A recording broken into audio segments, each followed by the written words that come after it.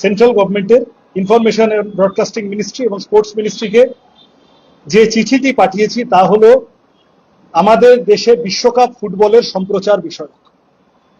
এটা একটা গুরুত্বপূর্ণ বিষয়। রাষ্ট্রসংঘে যত দেশ আছে তার থেকে বেশি দেশ ফিফার সাথে এনরোলড। ফুটবল ওয়ার্ল্ড কাপ ধরে নেওয়া হয় এই গ্রহের সবথেকে বড় sport event, rather event. BJP সরকার বিশ্বগুরু 56 ইঞ্চি মুখেনো মারিতং জগৎ আজ ডান হাতে ট্রাম্পকে ধরছেন তো কালকে মেলোডিকে বাঁ হাতে টফি দিয়ে আসছেন। সেই ভারতে দাঁড়িয়ে আমরা ভারতের মানুষ আজ অব্দি জানি না, এক মাসও সময় বাকি নেই, বিশ্বকাপ ফুটবল আমরা কোথায় দেখতে পাব।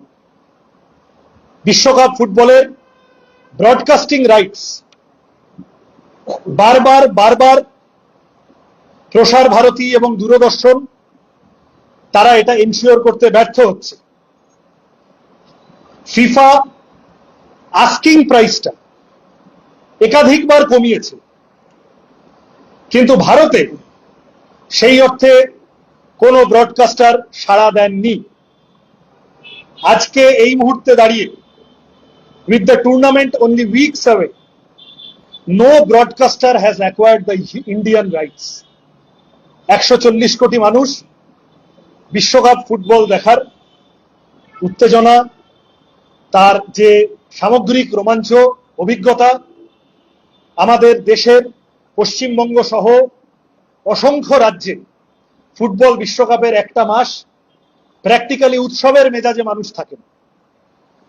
আমরা প্রথম কোন তরুণ প্রজন্মের সংগঠন হিসেবে ভারত সরকারের কাছে পরিষ্কার এই চিঠি দিয়ে জানতে চাইছি, কোথায় আপনাদের অসুবিধা, তোর কোন কোন জায়গায় ব্যথা, যে এখনো পর্যন্ত ভারতের মানুষ ফুটবল বিশ্বকাপ কোথায় কিভাবে দেখবে বুঝতে পারলো না। আমাদের নির্দিষ্ট দাবি, প্রসার ভারতীকে ইমিডিয়েটলি বলতে হবে সরকারের পক্ষ থেকে, যাতে প্রসার ভারতী অ্যারেঞ্জমেন্ট কনক্লুড করে ফিফার সাথে এবং free to air telecasting of the football world cup Doordarshan এবং ডিডি স্পোর্টস ভারতের 140 কোটি মানুষের জন্য করে। দুই হচ্ছে, অন রেকর্ড মিনিস্ট্রির intervention in the matter and the reasons for the delay. কেন দেরি হলো? অভূতপূর্ব পরিস্থিতি, কেউ জানে না, সরকার নিশ্চুপ, মানুষের সামনে বলতে হবে। এবং তৃতীয়ত, public telecast of such events treat them as events of national sporting importance. এটা 4 বছর অন্তরের বিষয় না। ফিফা বিশ্বকাপের সময়, অন্য সময় যখন খেলা দেখানো হবে তখন তুমি বিজ্ঞাপন থেকে আয় করবে, বিভিন্ন রকম নাচন কদম থেকে আয় করবে, তারপরে এই ফুটবল দেখে আমাদের দেশের মানুষ বিশ্বজোড়া ফুটবল তারকাদের ফুটবল খেলার ফ্যান হবে। তার সুযোগ নিয়ে আজকে অরূপ বিশ্বাস, কালকে সর্বরী মুখার্জি ফুটবলারদের জড়িয়ে ধরবে, কিন্তু ফুটবল বিশ্বকাপটা দেশের মানুষ দেখতে পারবে না, এটা হতে পারে না। সুতরাং এই চিঠিটি আমরা আমাদের ডিমান্ড সহ দেশের মানুষ যাতে দূরদর্শনের পর্দায় দেখতে পারেন, পয়সা খরচা করে রাইটস কিনে তারপরে সেখান থেকে প্রচুর পয়সা খরচা করে আমায় দেখতে হবে, তাহলে গরিব লোক কি করবে? সুতরাং দূরদর্শন ডিডি স্পোর্টসে যাতে মানুষ ফুটবল বিশ্বকাপ দেখতে পারেন তার জন্য প্রসার ভারতীকে, দেশের ইনফরমেশন ব্রডকাস্টিং এবং স্পোর্টস মিনিস্ট্রিকে নিতে হবে উদ্যোগ। আমি জানি না তারা কতটা ফুটবলের আবেগ ইত্যাদি ইত্যাদি বুঝবেন। কয়েক মাস আগে আমাদের দেশের কেন্দ্রীয় ক্রীড়ামন্ত্রী ইস্টবেঙ্গল মোহনবাগান শব্দ দুটো উচ্চারণ করতে 4টে দাঁত খুলে পড়ে গেছিল তার, দিল্লিতে, আপনারা দেখেছেন। সুতরাং বাংলার মানুষের, দেশের মানুষের ফুটবল বিশ্বকাপ নিয়ে যে আবেগ উন্মাদনা, জানি না ফুটবলে হয়তো জয় সারা পা রাখলে হয়তো ওনারা বুঝতে পারবেন, এখনো সেই জন্য বুঝতে পারছেন না, কিন্তু দেশের মানুষকে বঞ্চিত করা চলবে না। বিজেপি সরকার যদি দেশের মানুষ ফুটবল বিশ্বকাপ না দেখতে পারে তার জন্য কেন্দ্রের সরকার দায়ী থাকবে। আমরা এই চিঠিটি গোটা ভারতের এসএফআই এর পক্ষ থেকে পাঠাবো।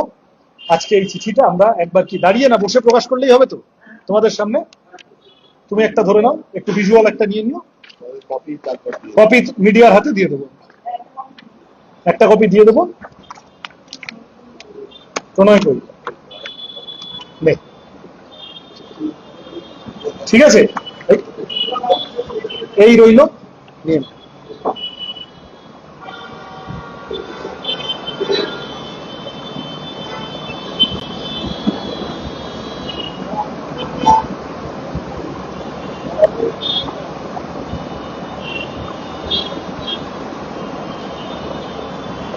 ঠিক আছে,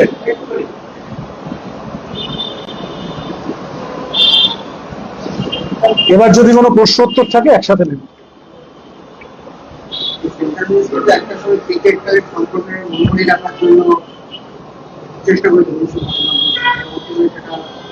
ডাইভার্সিফাই করতে হবে। হ্যাঁ,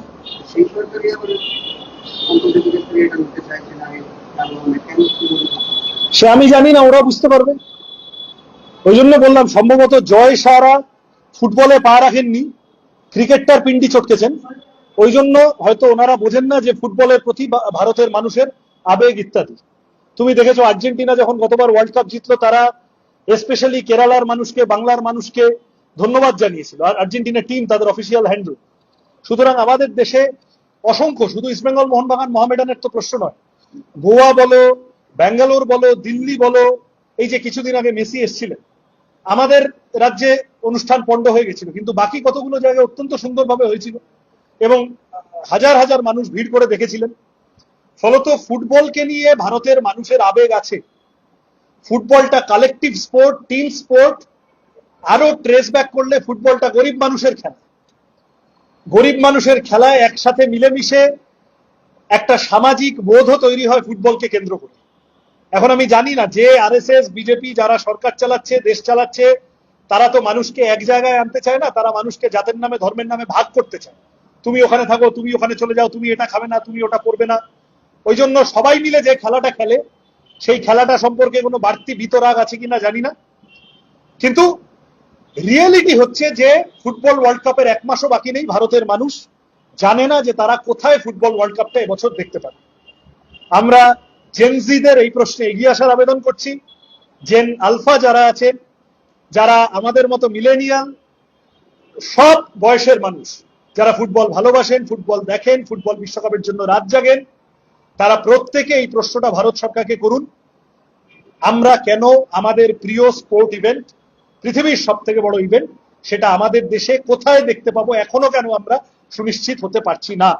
ভারত সরকারকে অবিলম্বে এই প্রশ্নে ব্যবস্থা নিয়ে, আমরা প্রসার ভারতী, ডিডি স্পোর্টস, দূরদর্শন ইত্যাদি বলেছি যে কারণ তাহলে আর অমুক সাবস্ক্রাইব করো, তমুক সাবস্ক্রাইব করে এতদিনের 599 টাকা দিয়ে অমুক জায়গায় দেখো, গরিব মানুষের। আর তার উপর যা দিনকাল পড়েছে, পেট্রোলের দাম গত 10 দিনে বোধহয় 4 বার না 5 বার বাড়লো।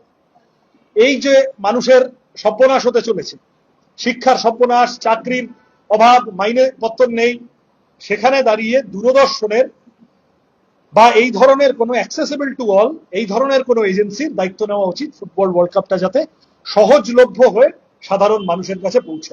প্রসার ভারতীকে, কেন্দ্রীয় সরকারকে দায়িত্ব নিতে হবে।